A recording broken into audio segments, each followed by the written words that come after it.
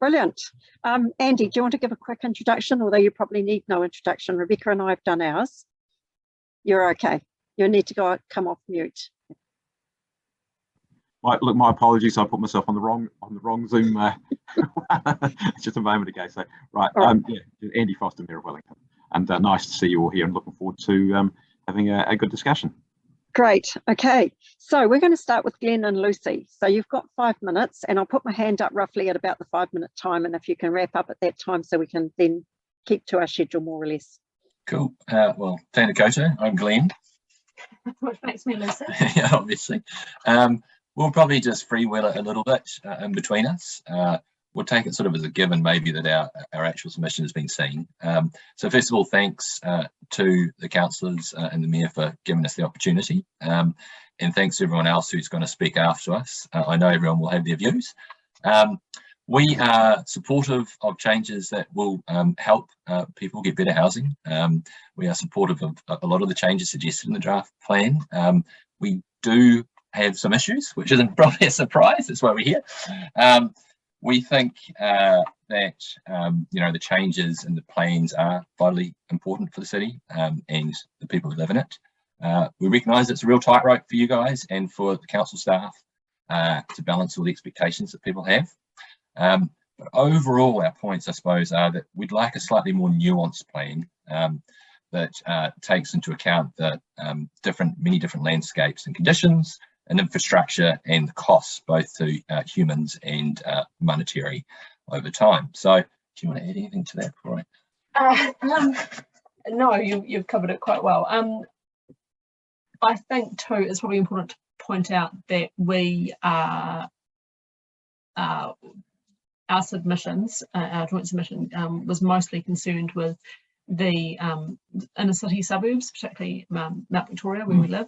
And I understand that there will be people on this call who are more concerned with other parts of the city, and so we say what we're about to say may not relate to those things. But I'd like to think that everyone on the call probably has a common goal, and it's good housing for everybody in Wellington. Yeah, a livable city. So very quickly, we've only been in Mount Victoria a year and a bit. We were in a Taitai before. We moved from a big rambling old villa kind of with way too much hillside that we didn't really want, and it was too much for us, to a much smaller house. There's just the three of us, two of us and our daughter. We in an old traditional cottage that was done up by the previous owner. It's 100 and something years old, 130 years old. It has one point of light access basically, and that is through the front. Our neighbours are very close to us, unlike in Hitaito where there was lots of room and we had sun from every angle. We are obviously concerned about potential for change around height and light. We think light's vitally important, not only to us, but to everyone in a living circumstance. Our submission actually talks about, to get into specifics now, sort of decreasing height levels as further you go up around Wellington, the further you go up our mountainous landscape to allow that to continue. Particularly important around us where it's very steep on our street and the streets around us. We're worried about infrastructure. Currently we've got 4 overflowing water drains and they've been running for weeks and weeks. We're worried about infrastructure around parking, not that we actually need the parking, to be honest, but we're generally worried for other people. We think there should be some rules that relate to height and to sunlight maintained. We think that the council may have a bigger role also to play in utilising some of the other areas of town and other buildings in town that are probably going to look at a change in use, given the current world we live in now, given the pandemic and also global warming.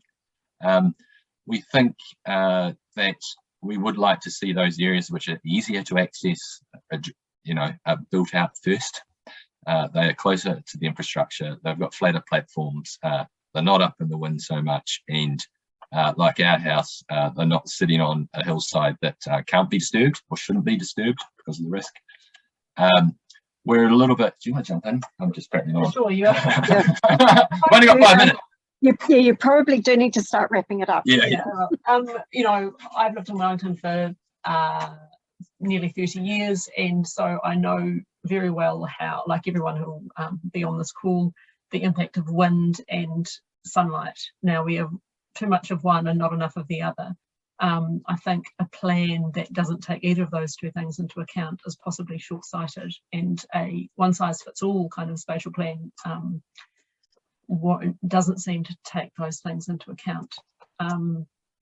So a more, as Glenn said earlier, a more nuanced plan, or a plan that allows for a bit more input from neighbourhoods might be a better option.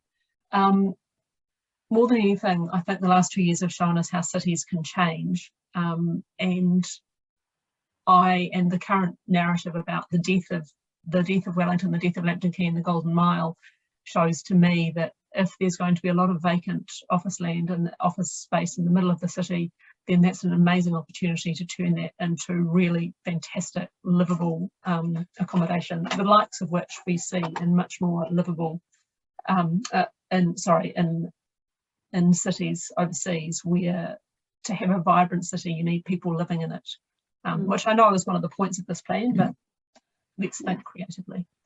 Okay, well, thank you very much for that. It's been really helpful and useful. We'll move on to Christopher Pritchard from the US Embassy. And I see you've got somebody else there with you. I don't know if you can feel like introducing your colleague, but... Yeah. Thank you very much. Thank you. We'll come to questions when we've come to the end of the submissions. Thank you for that.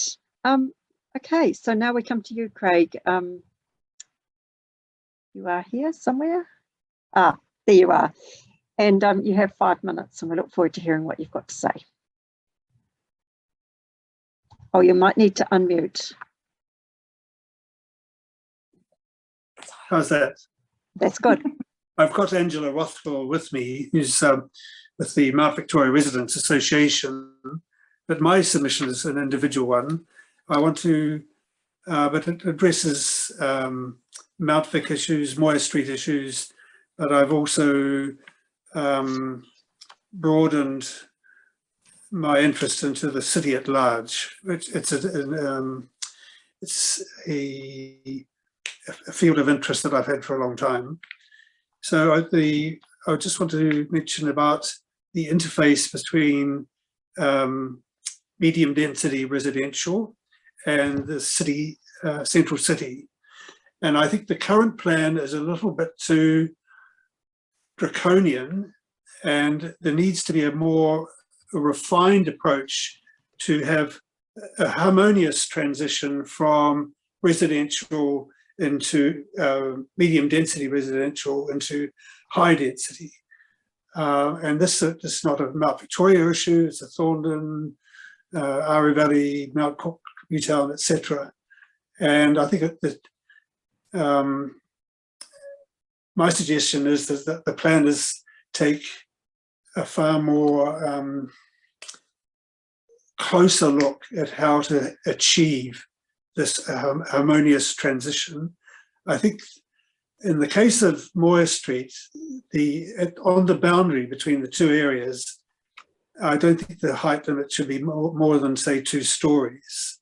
And then it can gradually increase back to the street frontage at Hania Street. That's on this transition between residential and medium density, high density. The other thing I want to talk about is one of my hobby horses, and that is verandas. I have advocated in the submission that attention be given to the east-west streets that connect the inner city neighbourhoods back into the central city, and with the smaller east-west streets having verandas, it will improve the experience of people walking to and fro to places of entertainment, to leisure places, but also to their place of work. I think Wellington is very tailored to having a city like that, like this. It's very compact, and it would having verandas on those smaller streets would increase enjoyment of living in the city.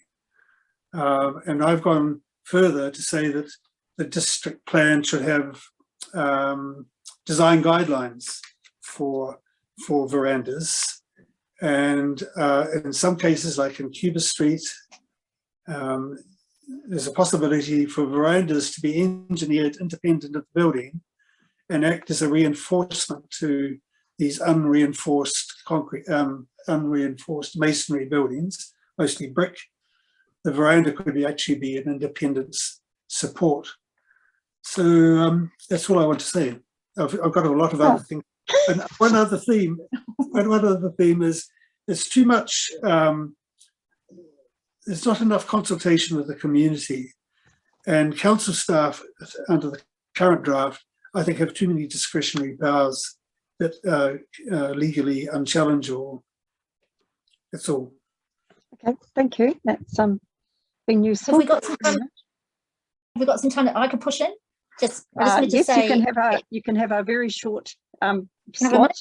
Yeah. Thank you. Because Craig's used most of the 5 minutes. Yes. Well, that's his prerogative. Okay. I am. Yeah. And you've actually frozen. I wonder if we can come back. Yeah. We love what. Yeah. Okay. Can you hear us if we now? Come back to you. Oh yes, we can actually now. Okay, I just wanted to say we loved what Glenn and Lucy had to say about infrastructure. Our submission supported that idea of the general gradation of height limits towards the town belt from the isthmus that Craig was talking about. And I think, yeah, the common goal of a livable city, we think there should be a lot more nuance in this plan as well. So yeah, okay. All right, thank you for that. We'll now go to Ian. Welcome, Ian.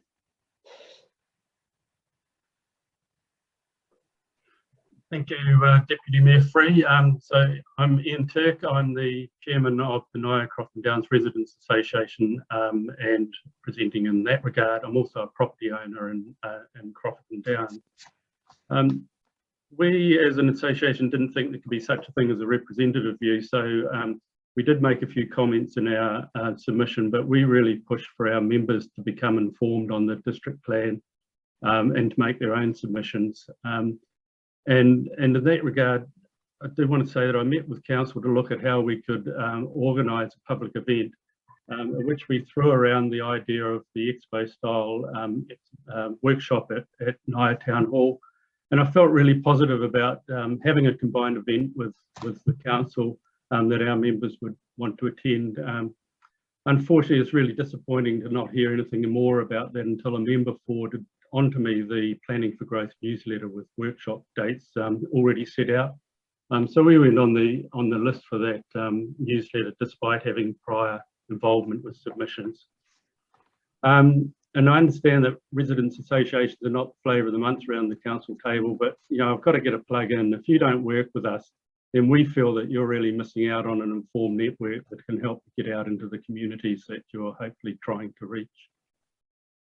There are a couple of hotspots, I guess, in the district plan that keep coming up for our areas. SNAs is one, and by far most submitters appear to be very worried about the adverse impacts on individuals. Listening to the submissions, council clearly does not have this right when veggie gardens and play areas, for example, are getting classified as an SNA. This is just far too important to just send out a letter and expect residents to respond, and we believe that council should be proactively calling affected residents with the offer of an on-site review. We also believe that council should consider a different rating basis for land that is classified SNA to recognise the loss in functionality and the lower use of services. The other hotspot that keeps coming up, of course, won't be a surprise in our area, is the Johnsonville line. It does have a significant impact on Nio and Croft and Downs because it runs the length of both suburbs and results in the surrounding envelope of densification. Our view is that concentrating urban growth around rapid transit is sound if the rapid transit is fast frequent, and comfortable enough for people to want to use it, and if it gets them to where they want to go, when they want to go. Now, the residents' associations were originally told at a meeting on the spatial plan that the line status had been confirmed with the Ministry of Environment, and so we felt, you know, debating that under the district plan is probably a lost cause. But we've since been told that planning staff are relying on the Wellington Regional Council's classification, which is really just a list of all of Wellington's railway lines, with no accompanying discussion about rapid transit. Clearly, as a council, you've asked for more work from your officers because Councillor Rush asked for it late last year. And the report that was submitted in response to that question is titled Capacity of Johnsonville Railway Line for Future Growth. There's nothing in there at all about rapid transit. It's simply an extrapolation of current usage against projected population growth with a few ideas on how capacity can be increased. It did not consider speed, and it did not consider frequency as a function of rapid transit. The report also did not consider functionality in terms of getting around Wellington. Now, that's not part of the definition, but it is essential if the line is to provide a solid basis for targeted intensification. There's nothing in the report about the impact on mode shift or about the higher percentage of usage because the new housing is being concentrated around the rail stations. I'm really surprised that council has accepted this as a response to the question on whether the line met criteria for rapid transit. I now see that our Kandala colleagues have confirmation from the Ministry of the Environment that it's up to individual councils to make the decision on what is rapid transit. So I expect to see some further work in that area. Further, I have to say that we were not impressed that after all the analysis, consultation, the time spent by residents making submissions, that the walking catchment was extended by half again after cursory discussion on a last minute amendment. As far as I can see, and I respect your there, Councillor Matthews, and it was your amendment, but as far as I can see, this is against officer advice and without any analysis of its effectiveness as a housing measure. And it begs the question, what amendments are in line to be dumped on us last minute with decisions around the district plan? Just to finalise, the plan is bringing a lot of change which shall have a significant impact on the way we live and the way that we all impact on our neighbours. Some of you around the table, particularly the councillors, I hope, will be aware of our association's views that the resource consent process puts residents at a distinct disadvantage, which is not helped by council's attitude. We also feel that Wellington Council's approach to compliance is lacking and it's weak. We say that now it is more essential than ever that Wellington Council values residents' input and ensures that the inspiring vision, I mean that, of your planners, who have the skill and the experience and the passion, is actually what we end up with. Thank you. Ian, you finished. I was just about to say you've reached the end of your time. Thank you very much. We'll just keep moving quickly on to Amy, lucky last, and then we can open up for a broader discussion. Thanks, Amy. Hi, thank you. Kia ora koutou, ko Amy Rice Tokuinga. I'm here speaking on behalf of Te Konihira Wahine o Aotearoa, the National Council of Women Wellington branch, and sharing the thoughts that were voiced in a What Wellington Women Want online event that we held last year to discuss the draft district plan, the bike network plan, and let's get Welly moving. As you can probably imagine, the discussion was quite varied and we just have high level comments, but there were two things that stood out as quite important from that. So the first is mana whenua, and we really liked what we saw in the plan around that. We thought it's great what's being done, that actually taking this seriously. We're eager to be reassured that the genuine involvement from iwi and Māori will continue going forward. That it's, I know from my personal experience in central government, it can often be a lip service, or risks being a lip service thing or something done early in the process, but actually seeing co-governance throughout the rest of the process will be really great. And acknowledgement that, or confirmation that suggestions from Māori will be actioned and we will actually see that through. The second main area was access to the city centre.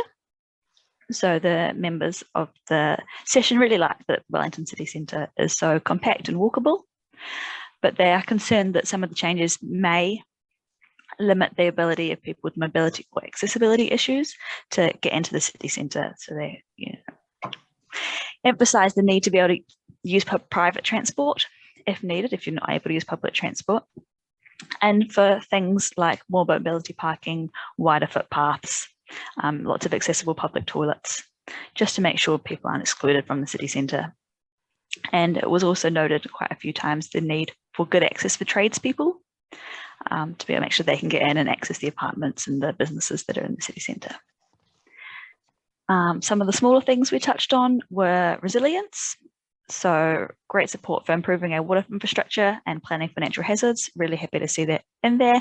And it was just noted need to make sure that we don't see the lower income areas being the ones that are least resilient. So being really conscious of that when we're addressing this. Building height. This kind of echoes what Glenn and Lucy said. It was concerned that more tall buildings will block out sunshine and lead to more wind tunnels in the centre. We touched on apartments. It was suggested there aren't enough natural environment options for people living in apartments, and that apartments as they currently stand often aren't suitable for children and families. And there was support for the new residential standards proposed to ensure that apartments always have adequate sunlight and aren't too small, as we often see at the moment. And then finally, we touched on assisted housing, and there's strong support to grow assisted housing options within Wellington. And so really happy to see that considered, and options 3 or 4 that seem like they'd have the biggest impact on growing assisted housing and ensuring it's integrated into mixed use developments was really good. And that's all we had. Thank you. Oh, thank you. That's lovely. Alrighty. So thank you to all of you for your submissions. Now I'm going to open it up to the floor. You can either just put your hand up. Everyone's looking a bit dark at the moment, myself included, but I'm sure I'll see the hands. And I can see that Rebecca's and the Mayor have both got questions. Keep them brief because we are, this has been a tight session, but we still have time. Councillor Matthews, Rebecca. Thank you. Thanks, everyone. So Ian, I guess I just, there's talking about those amendments to go from a 5 to 10 minute walking catchment along the Johnsonville line. So the spatial plan that after those amendments still was short of the dwellings that were required for Wellington. So I guess, do you think it's sort of too, do you think that area is not suitable? I think our transport options are very good in Nio, and if we want to sort of meet these housing and climate goals, a 10-minute walking, and some other councils have had longer ones as well. So I just wanted to check in with you, why is it so objectionable? As much as anything, it's having those late amendments come through without consultation after all the efforts that's gone into consultation. And I'm just racking my memory, but now with the government policy and the changes to and the possibilities for light rail are going to impact heavily on housing in Wellington. And my understanding of the government policy is it's not going to affect the population forecast, but it's going to affect very much where it goes. And so the questions, and I asked you a couple of questions the other day, and I was trying to get your impression about whether you felt it was still necessary to have those changes in place that hadn't gone through the full rigour of council staff analysis and plan, as part of the planning process. Thank you. I guess I would say that, 5 minutes or 10 minutes is kind of actually, it is an arbitrary number, whoever puts it. And so, there wasn't, officers weren't allergic to my amendments by any means. And I guess I would still say, given what we see about supply in Wellington, that we do need the housing, but we might just have to agree to disagree. I'll let someone else have a go. Yeah. Okay. Thank you, Mayor Foster. Thanks. 2 questions if I can. The first one is for you, Ian, and then for Chris and Liz. So, just Ian, first of all, I hope you don't have the impression that council doesn't like residents associations, because I can assure you from a personal perspective that's not true, and I'm sure that's not true for other councillors as well. My question to you is just in respect to the Johnsonville line, because I understand exactly the point you're making. Do you think that we should have some kind of essentially numerical criteria which says this is fast enough, this has got enough capacity, it's above that, it is, or it's below that, it isn't? I think the way the decision's been made, look, this is so critical for our suburbs. I understand that. You'll note that I haven't said whether or not I agree with intensification along the line. That's a different argument. But it's so critical for our suburbs and for Mora Wellington that it deserves more than just being taken because the Wellington Regional Council has a list of all the Wellington railway lines. So there does need to be some sort of assessment of and it's the statement I made about functionality of rail. It's not just how many people it can move. It's is it actually going to move people to where they want to go when they want to go? And so I believe it deserves more analysis than it's been given. Yeah, no, look, thank you for that. Thank you. So I have a little comment to make, which I think I do understand the Johnsonville line issue, but I think that's in the regional council's discretion to actually decide whether it's mass rapid transit or is it us? Is it? Okay, I was going to ask for a point of clarification. I think, Sarah, the fundamental point is that they make a decision which affects the urban form. It's a transport decision, which then has a cascading effect on in theory, on the urban form of the city. So it really is outside their capabilities. Okay, all right. My question was actually going to be to Amy. I was really interested in your submission. You know, obviously you want good living standards, and there's that tension between. So my question is really, how do we resolve that tension between wanting the extra housing and still providing the sunlight or light and the space in the apartments? And can you sort of elaborate a bit more on where we find that sweet spot? Yeah, I guess it's a tricky one, given I'm speaking on behalf of everyone who attended our session and trying to make sure I get their views across, which aren't necessarily my own. And we didn't really dig into those things. Yeah, it is a real tension, and I accept that there's probably quite a lot of different views, and if you're trying to represent a collective, it's not easy. Yeah. Do you think apartments need sunlight, or do you think that the view of your group was that that light would suffice as long as there was enough light? I think there needs to be some sunlight. Yes. Yeah. Okay. Yeah. Okay, sorry, I'm just asking because you raised the sunlight and wind, so I thought I'd sort of try to drill into that a little bit more, but I'll leave it there. Yeah, no, Are there any other questions? Remembering that you can ask questions of each other if you wish to. Now, I'm not sure who was first. Was it Councillor Matthews or let me just see. Ian can go first. Okay, Ian, there you go. And then we'll have Glenn and Thank you. I just had a quick response to Mayor Foster. Look, we're getting a lot of feedback that councillors are saying residents' associations are not representative enough, i.e. too old, too white. But if you come along to our events like our picnics or our recycling days, you'll see that we're neither of them. Well, we might be too white, but that's a function of our population. But you know, not on purpose. You can never be blamed for how you were born. That's just not fair. But Ian, I'm always delighted to come along if they're not cancelled by COVID, which has been a bit of a problem of late. But yeah, no, always love to come along with it for those sort of things. So I'm planning to finish the session at around 5. So we do have time for maybe 2 or 3 more questions. So I'll go to Rebecca and then to Glenn. And yeah. Well, my question was for Glenn and Lucy, and was just sort of asking about that sunlight, because we have got the rule in there about 2 hours, and do you not think that's enough? Do you think, okay, how many hours? Because I'm looking at my living room now, there's never sunlight in my living room. Well, you can see from our outside space, there's no sunlight in here, but you go. Look, I'm sorry, I just about popped a gasket when you asked if you thought sunlight was necessary in an apartment.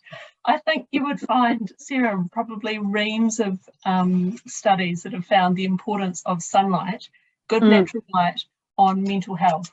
If we want a livable city, where people are living in warm, dry homes with and feeling like functioning and valued members of society, then for God's sake, they need some sun. None of us are lab rats, you know. I've lived in enough places in Wellington and other that haven't been sunny, and I know how grim they are. There are probably lots of developments that have been approved in the city and existing housing of long standing that is damp, dark and miserable, and no one deserves to live in a place like that, especially not a new build. You know, if we don't use modern design, then for God's sake, let's harness the sun. Yeah, well, I mean, I was trying to play a bit of devil's advocate, really, just test it. I personally do think sun's quite important, but you know, we are in a situation where we're trying to find the sweet spot that we can build more housing, but still retain some of that, you know, a lot of that livability. And I think you can achieve that, but I suppose what we're saying generally is don't do that by using one rule to fit all spaces, because I don't think you solve any major problems by one thing will solve all of our problems. It won't. You know, big problems need nuance, as everyone keeps saying. And look, we have a friend who is a building scientist, and we were talking to him about this. He works at Brands, and I was talking to him about the 2 hours, and you know, he nearly had a heart attack. He said that's just not livable for people. Was his reaction? He said he was shocked. I would challenge any planner to live in a house where there is 2 hours of natural light or sunlight or less, you know, a couple of weeks, and see how they felt about it. And I see Craig's got a thumbs up there, or it might be Ange, and you haven't had a chance to have any extra say, so do you want to make a comment there? Oh, I just want to say what they just said. That was fantastic, and we get that feedback all the time, because in Mount Vic we are, sorry, I'm just squeezing into the camera here. Yeah, we can see you. Thank you. Yeah, our issue is we are one of the more dense parts of Wellington already. If we have 6-story buildings going up, we need them to be sensitive. You know, we can't believe that they will be built in a sensitive way to the people who are already here. So we'd be interested to know where you see the sweet spot for us with the development that we need and the sunlight that we also need, and all the other amenities that we need. So yeah. Okay, well, thank you. I think we have come to the end of our collective time, but it's been really useful. I think we've had a very interesting discussion about the sweet spot, and one size doesn't fit all, and quite a few things I've written down, quite a few notes. I'm sure my colleagues and the staff that have been here have done the same, but I'd just like to thank you all for your attendance and your time and sharing the points that you wanted to share. Ka kite, and we will go to our next session. Thank you. Yeah. Kia ora. Is that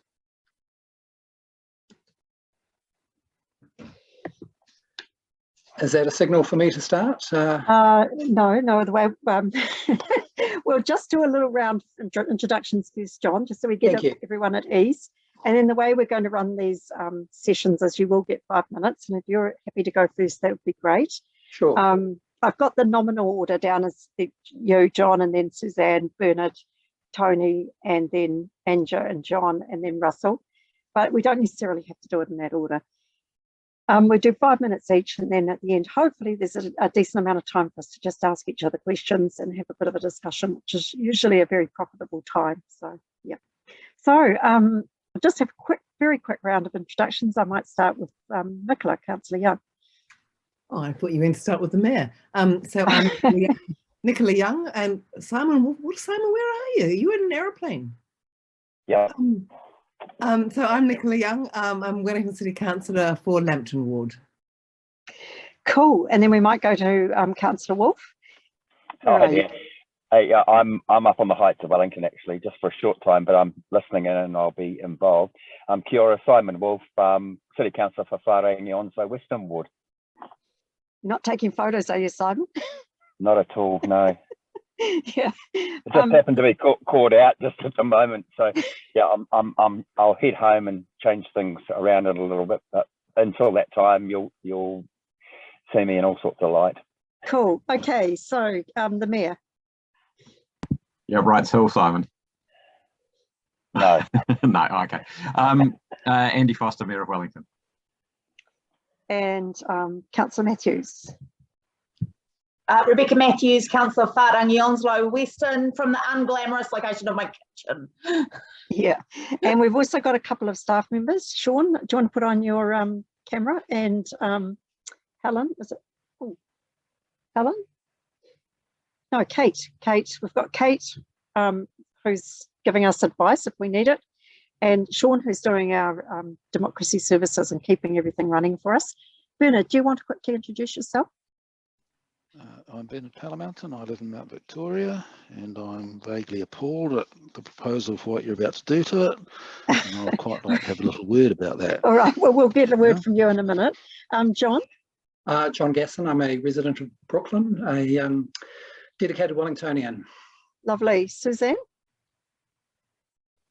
Kia ora, I'm Suzanne, resident of Kilburnie, but yeah, I love Wellington and work for the Ministry of Education. And we'll go to Helen. Or okay, Anja.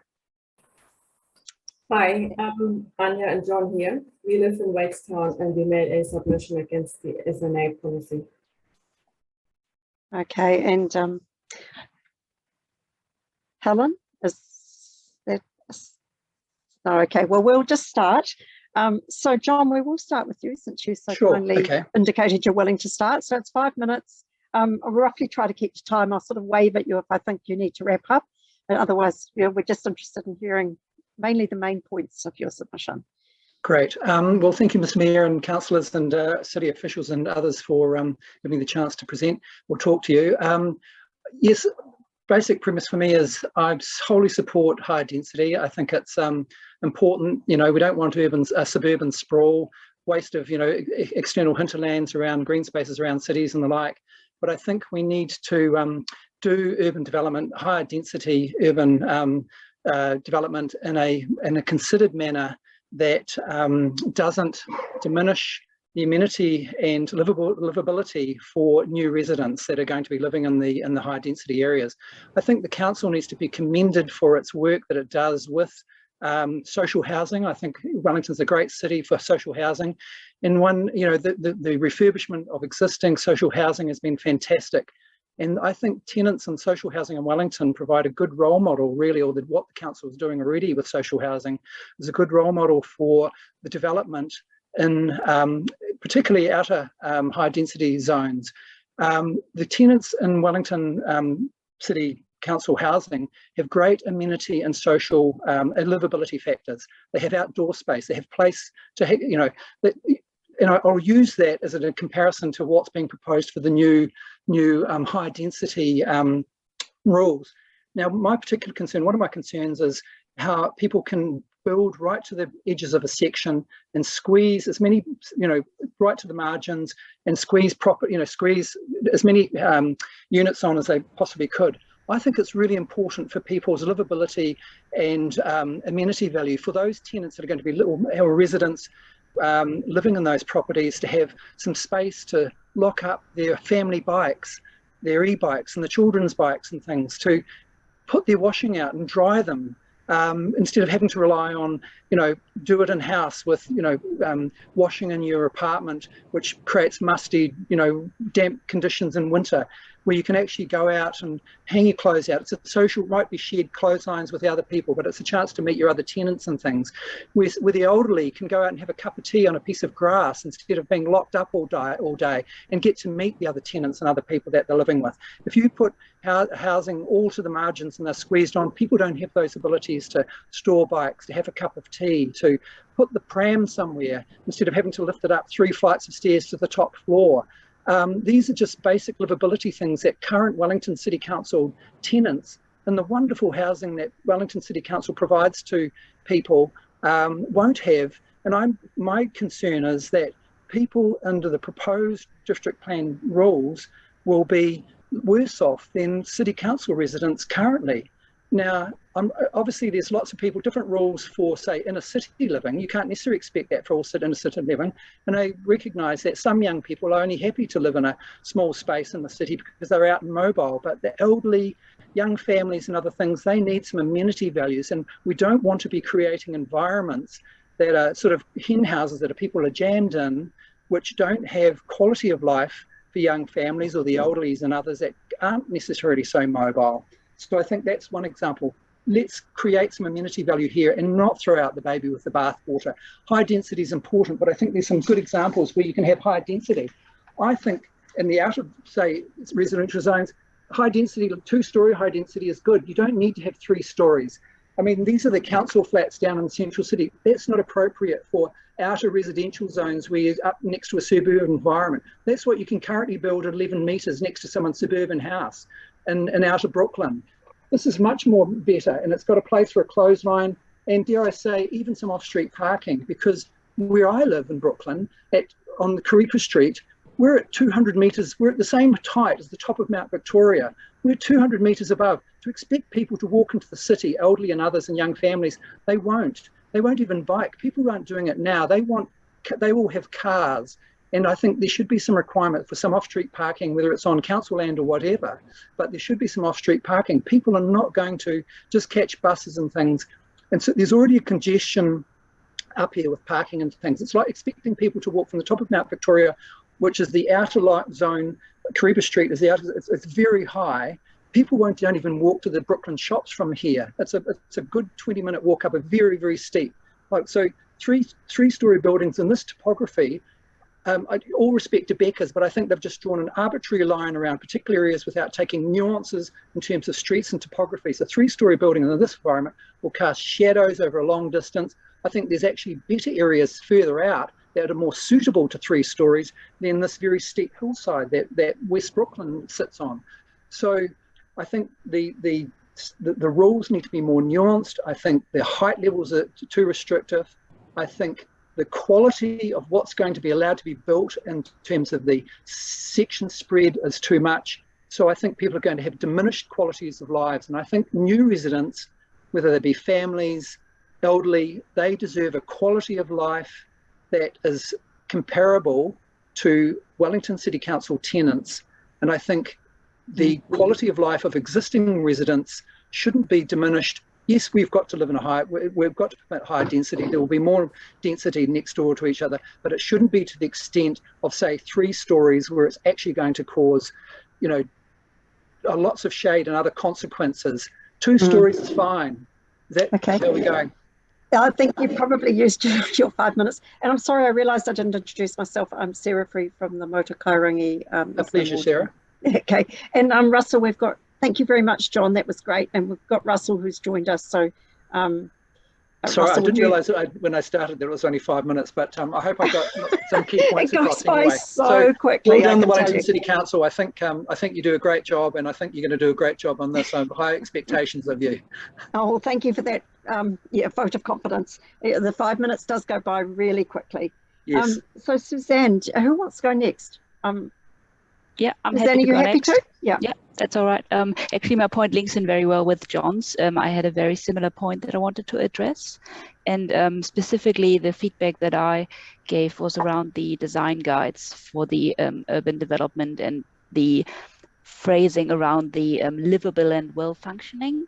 And I think we need to go further and actually address explicitly for whom, because I think just as John mentioned, different community groups have different needs, and currently there's only a certain section of the community that actually lives in the city. Young people that are more mobile.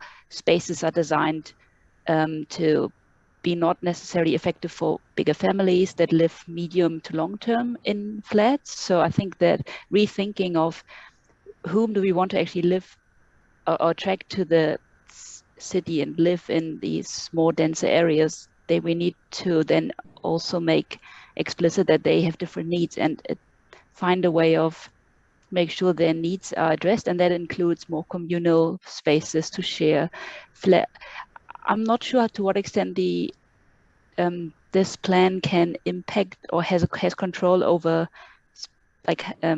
spatial design of flats itself, but I'm just really concerned that the current developments I've seen about of apartment blocks, and they're designed like hotel rooms, and there's just no way I can see a family living there over years. And just in terms of things like storage space and having that quality of life that people would seek in a house somewhere in a suburban area. And just giving those opportunities and finding a way of including that in the design, I think is really important. And one way is to just be really clear about who we want to want to be able to live in the cities, and be specific about that, and then hopefully that enables a requirement to design for different community groups with different needs. So hopefully I give you some time back, John. My comment was I don't need much more time. I just wanted to have that explicitly addressed a bit more, make that a bit more explicit, and not just assume, but actually there will probably be a change from what it currently is, and we need to make that explicit. I'm going to, when we get a chance, I will ask for some officer advice on the matters you've raised, but we'll come to that when we get a bit more of a chance to discuss and explore the ideas that are presented. Who would like to go next? I had you down, Bernard. Are you happy to go next? Sure. 5 minutes. Here we go. Yep. I could talk for some time on this. So I'd particularly like to have a little chat with Councillor Foon, who, from the safety of the southern suburbs, thought that vandalising Mount Victoria with 6-storey buildings was a fine idea. Just on the subject of democracy, why don't I try and drop into the chat Jane O'Loughlin's address to the council before they voted on the spatial plan, which shows exactly how much they listened to it. And it would do everybody a little bit of good to carefully read that and think about whether the outcome was in that spirit. Let me try and do that. I don't think it's going to. I'll try and do it in a minute. We did actually hear from Jane. She came to a session. I think all the councillors sure were there. She wrote beautifully, and it should be enshrined in a little plaque and stuck on the wall of the council chambers before that kind of vote happens again. So Bernard, your time will go quite quickly. So do you want to tell us a few key points? The point I wish to make is quite simple. You didn't need to do any of it. You did not need to vandalise the inner city suburbs. It was done on ideological grounds. Thank you to Martha Paul. Most of Te Aro is a wasteland of car yards, inner city car parks, and earthquake-prone buildings. And what I get when I look through stuff, as we do from time to time, is the Wellington City Council is asking for government money to strengthen all of the earthquake-prone buildings. And Wellington, certainly one of Wellington's larger problems is not lack of inner city housing. It is in fact urban decay and all of the earthquake-prone buildings which will fall over in the next earthquake. And what is needed is not money to restore all of those earthquake-prone 2-storey piles of bricks. It is in fact to knock them down and put up what we want, which is obviously 6-storey apartment blocks. Nobody asked for them in Mount Victoria. Mount Victoria is not suited to it, whereas the vast expanse of Te Aro and I guess Adelaide Road is suited for it. That is all I have to say. Okay, thank you. I just ask everybody to we'll keep the personal comments out of things if you don't mind, but we are really interested in your points, and we did get those, so thank you for that. Right, so moving on now, Āmua, sorry I mispronounced your name before. Āmua and John, would you like to have your turn? So as I said, we made a submission against the SNA policy, and I don't want to repeat what we submitted, so I hope you have read what we submitted. Yes. I like to add to it. Okay. We think it will actually achieve the opposite of what it is supposed to achieve. We think that people don't want to lose control over their private land, and they will probably stop planting native plants. My first reaction was definitely that I would clear out. Āmua, can I just ask you to come a bit closer to the microphone? We can hear you, but it's quite faint. And are you able to turn your camera on, or is that a problem at the minute? You don't have to. Yeah, we would have to insert a... No, so don't worry. But if you could just come a little bit closer, it would be helpful. So I don't need to repeat what I said before? I could hear it, but I think it was okay, but only just. That's better now. Okay, so I will just repeat the last sentence. So we think that the SNA policy will achieve the opposite of what it is supposed to. I don't think that people want to lose control over their private property, and I think they will stop planting native plants. My first reaction when I saw the policy suggestion was that I would just clear our section to avoid the problem of having to go through a resource consent. And I talked to a friend who lives close by, and she and her neighbors are all impacted as well. And she told me that they agreed they would do the same. So I think it would be much better off in assisting people to plant native plants instead of punishing them for having planted native plants or wanting to plant native plants. We, for example, built a house 3 years ago and we had to excavate, and we are really struggling to put native plants onto our hill, and I would appreciate support from the City Council. If someone would come and have a look, that would be really great. I sent an email, I sent some photos, I got a bit of suggestions, but I think you could be a lot more active in helping people. And we had to go through a resource consent process when we built our house. It cost us $20,000 and delayed our project by 1 year.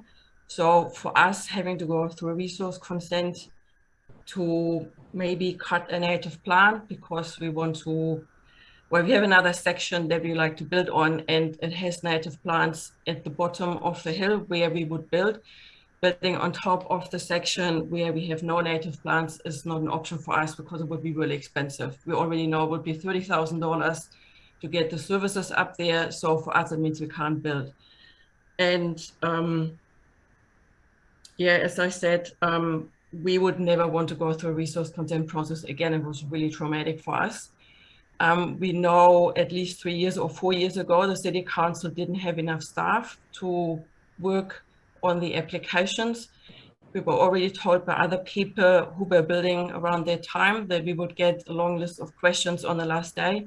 And we actually got the list on the second to last day. And the City Council, as it worked through our replies, didn't meet the timelines. I actually wanted to take the City Council to court. I was so stressed by going through the process. So I totally reject using a resource consent process as a solution for this. And that's all I would like to add to our submission. Thank you. It's very useful. We haven't, this first submission on SNAs that I've heard tonight, so that's really good to have that perspective. We had quite a lot the previous session. Okay, so I think we're coming to Russell.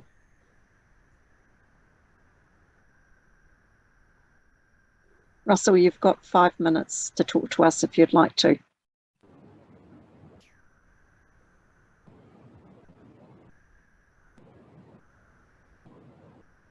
At the moment, we can't hear you, but you might need to unmute.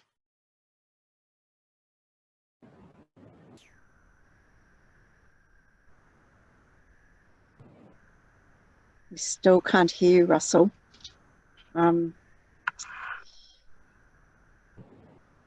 Officer Johnson, is there maybe something you can do offline to help with this?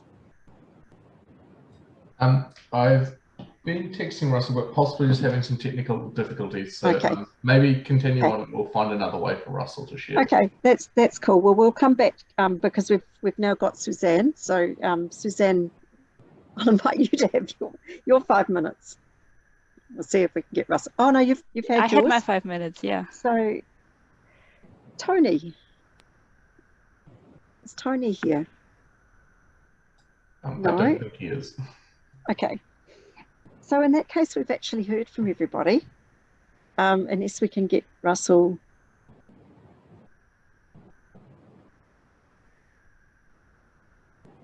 Can we get him on the phone, Sean? We did that with one of our other participants. It wasn't marvelous, but it did work.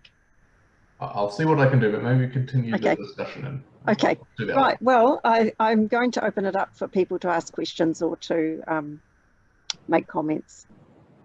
Well, mainly ask questions. And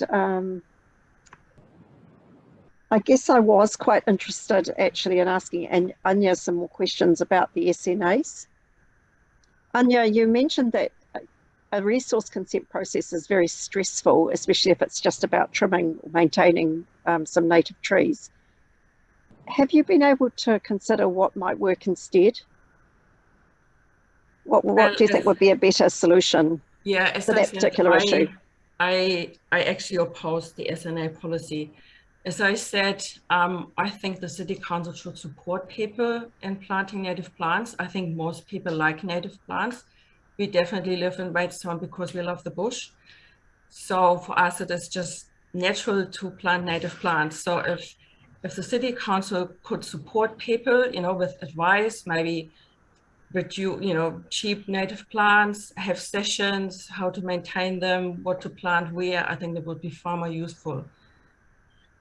It's John here. I think the point is that you could achieve far greater significant natural areas by encouraging people to do this, rather than punishing the people that have done it already, or have done nothing and had a few things grow on their property in the time that they've had it.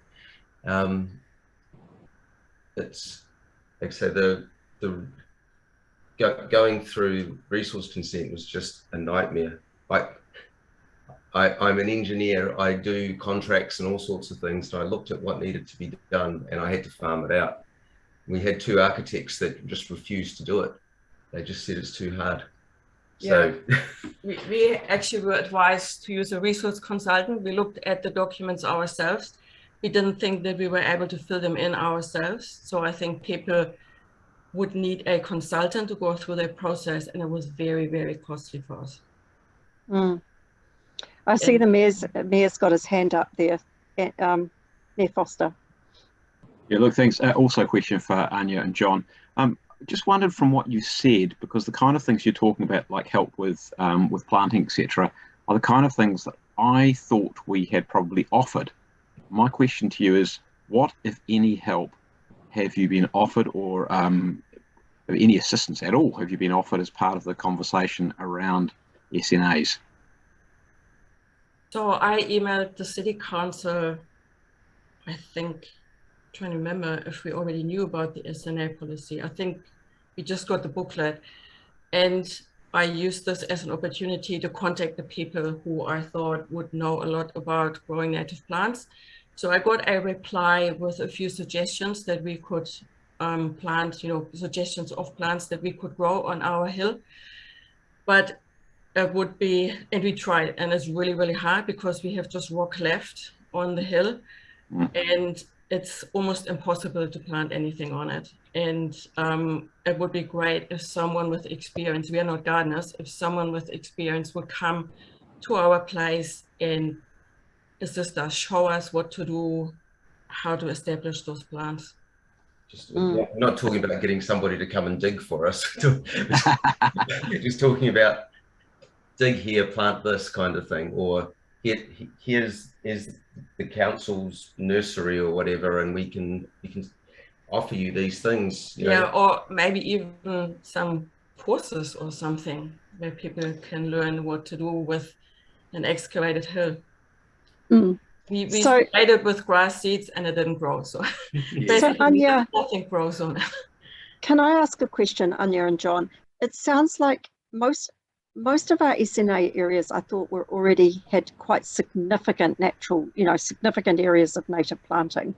Oh, we have a second section next door. Okay. This section also has been classified further down. So where we excavated, we had no native plants, but further along the sections, we actually have an area that has been classified as an SNA. Okay, but so your main issue then, it would appear, is the loss of your property rights to build on the section, because on the other one, yes. Yeah, Definitely. okay. Yeah.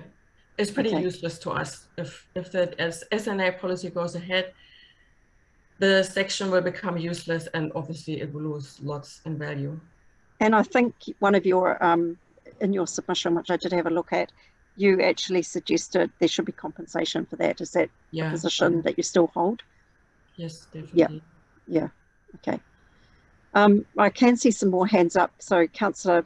Sorry, can I finish my question? Can I Okay. finish my question, because you jumped in a little bit, Madam Sorry, Chair? I thought you had finished. No, I haven't. Sorry, my apologies. So Āmua, and John, my follow-up question was, one of the things that, there's two parts of it. The first one of them is that, as the Deputy Mayor said, there are some areas where it's not about planting that's been done over a period of years, but it is about genuinely vegetation, which is, might be 60, 70, 80, 90, 100 plus years old. So is there an issue of, in terms of environmental impact, of saying, well, actually that is worth protecting? And if it is, what are the things, because clearly there's a benefit to the wider community in that, what are the ways in which that can be made palatable to a landowner, whether that's land they can develop or can't develop? I don't think it is palatable to me at all, because I would like to have the control over my property. If I decide to build a house where there are trees that are 50 years old, I would like to be allowed to cut them down. As I said, we love the bush. We would grow natives again if there is an area which doesn't have plants on it. So I'm happy, I saw your suggestions of people having to, when they cut plants, to grow native plants in a different area to compensate for what they have cut. We have done that naturally anyway, because we believe in native plants in the bush, but I don't want to be enforced to do that. Yeah. If you're doing that, then you're pretty much saying that the property isn't suitable for building on, and therefore that's when compensation or something has to happen. Yeah. What I was trying to get at is there seems to be a gradation in the level of significance of some of the bush. I mean, clearly people have been saying that some of it isn't even bush, so therefore why is it even in there? So that's one thing. But there are others which will be, you've planted it 30 years ago, that's one thing, or it's been there for 150 years, which is quite a different thing. And I just wondered if that's really where I was going with the question, and compensation being part of that. Yeah, I think if you want to protect this area, these kind of areas, then the city council has to purchase the land. Yeah. Okay. No, thank you. Okay. Right. Councillor Matthews. My question is for John Gasson and for Suzanne, and is about the sort of, I really enjoyed you talking about the sort of amenity that you want people to have, and to experience apartment living. But do you think those, say the outdoor space, does it need to be attached to where you live, or can it be like as long as it's very close, can it be like a small public park, or does it need to be necessarily part of your own home? Oh, John, you're on mute. It's usually me. If I could sort of jump in on that one, sorry, Suzanne. I think it does need to be adjunct to the residents, particularly for, there are parks and other things, but a lot of those are a long way away, particularly for the older young families, children and things. I think the amenity value does need to be proximate to where people are living. And that's the case in the Wellington City Council, flats. And if it's and there aren't, in a suburban environment, yes, there are parks scattered away, but they're usually quite a distance away. And in Brooklyn, they are a long walk away. And for the elderly, that's going to be a challenge. And for young families as well. I'm talking about, and it's not a large space that people need, but it is just some outdoor space. It doesn't have to be, acres and acres. It's some area for storage, for, clotheslines, bit of green space, somewhere for a sand pit if someone's got young children, and those sort of things aren't really suitable for walking 200 meters away to go to. Suzanne, I'm interested in your thoughts as well, because I was an apartment liver and with a small child, and we used public spaces, and we didn't have any outdoor space, and it was absolutely fine. But you know, I'm open. You know, does it have to be a choice made for everybody? I guess. I think it comes down to practicality, and actually I agree there's an element of being realistic. You will not be able to achieve to have it attached to every apartment all the time, but I think it has to be within reach of the people who live there. So if you have elderly people living there, they can only walk so far. If you have very young people, you need to create a safe space around these places that they can actually use and also be there without constant observation by parents or other adults. So the idea of like something like a block away is fine, but if you have to 20 minutes walk, a half an hour walk, I think there's I'm thinking of I mean, I used to live in Berlin, and there are these combinations where you create little areas that are basically self-sufficient and function like a little town. And then you have other places that are more densely populated, and you need to go a little bit further to a shared facility, but they have much more shared facilities. So you get the benefit of both. You either have a few things very close, or you have to make a bit of an effort, but you get more out of it. So it's and having both in combination and make that practical for people to have options, and so people can choose what works for them, I think is critical. Can I just make one additional point? Thanks, Suzanne. My understanding that the central government amendment to the Resource Management Act, where this section spread, how much you can build on a section, I understood that they were sort of looking at fairly pernicious sort of regime, and through the feedback across the nation from Auckland City Council and others, that the government pulled back on what the proposed rules are.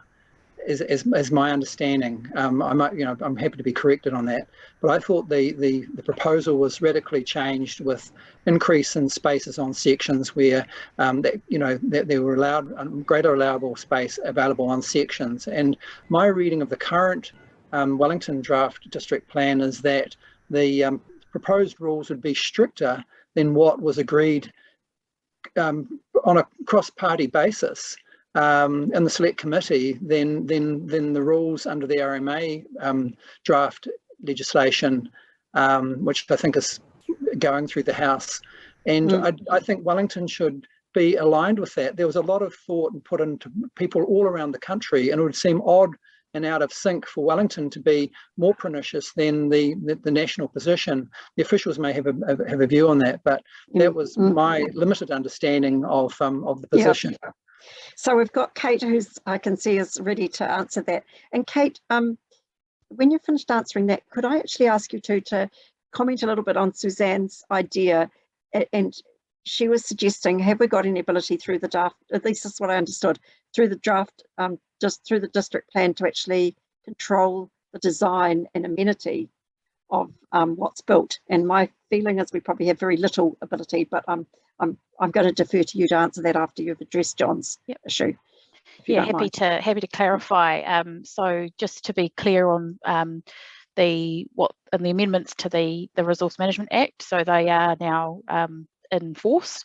That has made its way through the House, and the timing of that did not fully align with us putting out the draft district plan. So that will be why you'll see that the draft district plan provisions are different to what's in the Amendment Act. And that is something we will be doing between now and the formal notification of the plan, is updating the plan to align with the amendments, the Amendment Act, as we are required to do.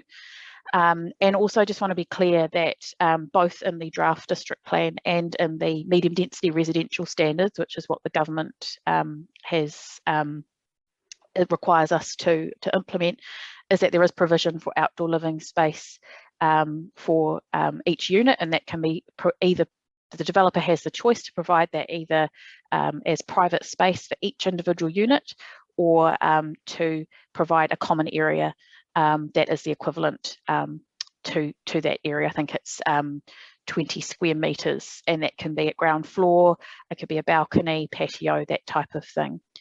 And also just want to clarify also that just coming back to, if I can, if that's all right for me to comment, Deputy Mayor, it's just your point, Suzanne, around who are we building for.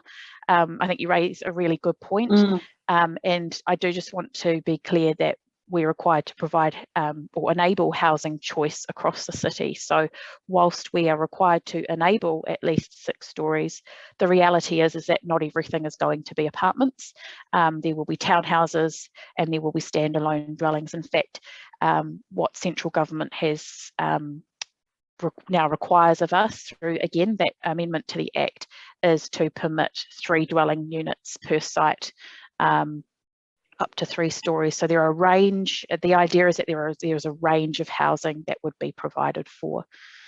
And apologies, Deputy Mayor, what was the last point you wanted me to cover off? Well, have I covered it? Suzanne probably can correct me if I'm wrong, but there was something about what can we do to actually ensure a standard yes. of like livability and amenity. Yeah, I think you mentioned them being big enough. Yeah, so there are some minimum requirements and, through the standards in the plan itself. Obviously, we have limited scope where it is a permitted development. So up to, if it's 3 dwellings and they meet all of those requirements, then they wouldn't need a resource consent. So council has limited ability to influence that. What we can influence is the 4 units or more, and we have design guides that do that kick in at that point. So through the resource consent process, they would be assessed against those design guides, and we are, and through that, we're considering things like the layout of a development, internal amenity. You made the point that a lot of apartments are like hotel rooms. That is something that we have also observed, and we do have some in the draft plan. We've got some minimum requirements in there around size of units and other aspects of that internal amenity. So we do have some control, but it's more at when you're tipping into the larger scale developments. Thank you, that's very helpful. And I think, you correct me if I'm wrong, but I think we cannot now require car parking. Yeah, so that's correct. So that is another central government directive that we are no longer allowed to require that. It doesn't mean that a developer couldn't provide on-site car parking if there was the demand for it. And also to your point, John, around bike parking, that is something new that we've introduced into the draft plan, is that residential developments would need to provide bike parking. So not requiring car parking, but you do need to provide for bikes on site. But not if there's 3 residences on the minimum government requirement. So they would still, it would kick in at a certain number of units, that's correct, yeah. So you're actually better off if you're in a place with 4 units instead of 3. Yeah, but as I said, you still need to provide that outdoor living space. So there would still be space on site if you're complying with that for storage.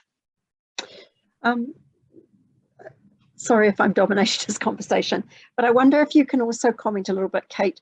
Some people have raised the issue of the transition between some of these higher stories, where it's permitted to have, say, 6 stories, and where we've gone down to 2 or 3.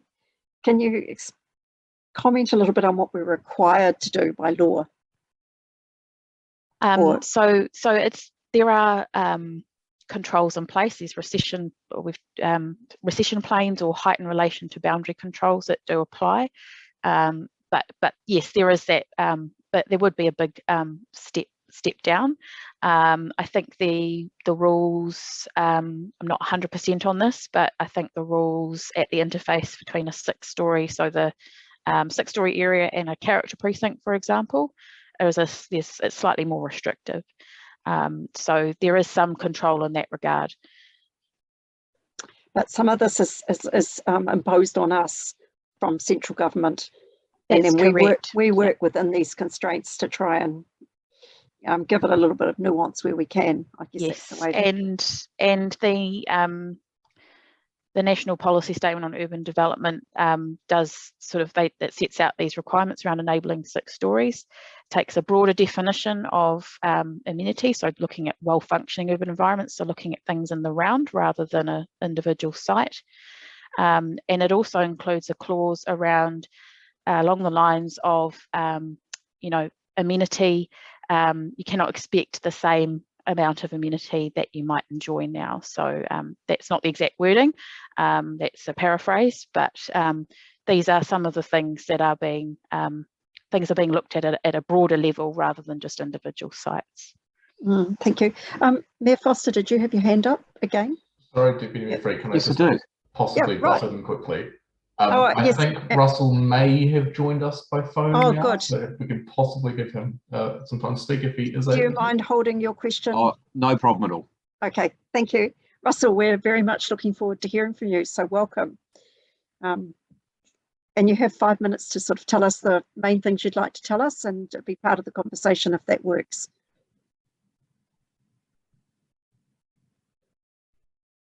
Hello? Hello? Hello? Yes. You can hear me? We can. Right, it's Russell Taylor speaking from Holloway Road. Thank you. Do I just proceed? Yes, you can, and just carry on. You okay. Go for it. Yeah, I just wanted to say that my first point I wanted to make was about the whole consultation process, and that my experience of town planning is that the whole point of consultation is try to reach agreement between the parties, and I don't see any forum where I can agree or not agree, and that can be binding. It's just a submission process, very passive and not particularly iterative, and I just wanted to say that I find that a bit disappointing. Secondly was in relation to, I checked what was reported about my submissions, and I firstly wanted to thank the officials of the council that provided me with the additional information, although no one's been able to address the questions about fire risk and doing an overlay of looking where, if there was a fire, where the fire breaks and all those sorts of things, and that's really important for Holloway Road. So that was the second point. And the third point in relation to that was that the summary doesn't reflect my submission. There's a lot of things. I carefully prepared my submission, trying to propose things that could be agreed upon, and it doesn't seem to me that my submission has been reflected in the summary you've seen from the consultants. Next, I wanted to raise the aspects about the district scheme that concern me, and the first one was about growth. All this is based upon a growth of somewhere between 60 and 90,000 people over the next 10 years. I made my submissions on the spatial plan and the growth strategy, and it seems to me that even the official statistics that are available on the City Council website don't indicate that that number of people are going to want to be find shelter in Wellington. The next is in relation to the whole infrastructure, and the basic thing is if you have lots and lots of high-rise and lots of people stacked in and increased density, you've got to have a far better infrastructure than exists at the moment, particularly toilets and sewage. Then we go on to the big issue and the big problem I have, and that's with the significant natural areas. There's a whole lot about this, and I just find it surprising that the council is imposing on private landowners without any compensation or without the landowner's agreement that they've got to protect the lowland forest as a significant natural area that is on their property. And I think the council should withdraw the SNA from all local properties. I'm driven by this because all my neighbours have lost their backyards, and those backyards are concrete, gorse, blackberry, boxthorn. There's nothing significant about them, and a number of them are potential building sites. The other thing is the big 10-acre block, which I was that I have an interest in with John Bryce. I just don't see how in an environment where we're trying to create housing, we're trying to have better open green spaces, that a site that used to have 23 buildings on it, now you're proposing that there be none and it will just be trees. And I just think that that's crazy. The next thing was my submission also dealt with the whole thing about making it easier to build. I've recently looked into building on my property. I own 3 sections here. I can build on 2, and it was going to cost me over $150,000 to subdivide and to go through all the resource consent process, employee consultants, engineers, etc. And I don't see how anything in this scheme is going to make it easier for people to build, and particularly not need to reduce the amount of compliance with imposed things upon the environment in which the person is tending to build. There's 3 things, particularly about housing and zoning. One is the question of site coverage. I live in an area where we're only allowed to build on 20%, where across the road they're allowed to build on 50%. And I think that the whole density thing should be relaxed and people can build on their entire site if they so choose. Particularly about side yards and being able to build houses that are semi-detached or even row housing. But a really important thing about all of that is maintaining the north-facing outside room sunlight area, if it's 4 stories high or if it's at ground level. Russell, then, can I ask you to make one or 2 last points? Oh, not quite, but we will be shortly, actually. Yeah. Thank you. The other one is the whole thing about here. As about the heritage thing being imposed upon people. There's real problems about people in Holloway Road trying to fix up their heritage houses to make them good housing, and the problems that they encounter in trying to do that, it seems to me, is just silly. I also just wanted to make the point that Jill Day, I understand, has reported to people that no one owns their land in New Zealand. Well, I just think that it's really appalling that the council's now coming along and putting an SNA on the 10-acre block, because the council could have purchased it. It's been offered to John and I offered it to the council. We offered to give it to the council, the Pole Hill Gully side of the block, and yet you come along now and want to put an SNA on it. And I just think it's outrageous. Okay, open for questions. Well, the Mayor does have one, but he'll have to be super fast because we need to get to our next meeting shortly. But yeah, go Andy. Oh, he might have had a question actually of a previous submitter. Andy, you're actually on mute. Yeah, I'll get myself off mute. Sorry, I was just trying to find the video again. I didn't know we had another one to go after this. So look, I was going to ask a question about 3x3 rules, but I'm actually going to change that, Russell, and ask you a question. I'm just interested, when did you offer council the 10-acre block, or when was it offer purchase or gift? Oh, I don't recall that, and I've been around a while. First of all, when the government disposed of it and they no longer required it, when the university relinquished it, it was offered to the city council. So we're talking back in the not to. 80s? 85. 85. Okay, that's why I don't remember. Yeah, even though I haven't been around that long. Okay, look, thank you. Thank you, Russell. And those points have been noted, and we appreciate the fact that you hung around and persevered trying to make that submission to us, because we had to work a bit hard on that one, but it came through in the end. And we actually are out of time. Well, thank you, and I recommend that everybody read my submission and also have a look at the Mitchelltown R Zone, the old design guide. That was wonderful. Okay. Okay, thank you. And the same applies. We do actually have everybody's written submissions, of course, which we will be looking at. And thank you to everybody who's taken the time to make their written submission and to come along tonight. All of your points have been noted, and we'll add to the mix when we come to finally have our debate on the substance of the district plan. So thank you very much. It's very hard on this forum to have a discussion. It's very hard. Well, okay, I listened with interest to what other people had to say, but how can you discuss it? Okay, thank you. Sorry about that, We did our best. Okay, rightio. Thank you, everybody. Thank you, Sarah. Thank you, everyone. Cheers.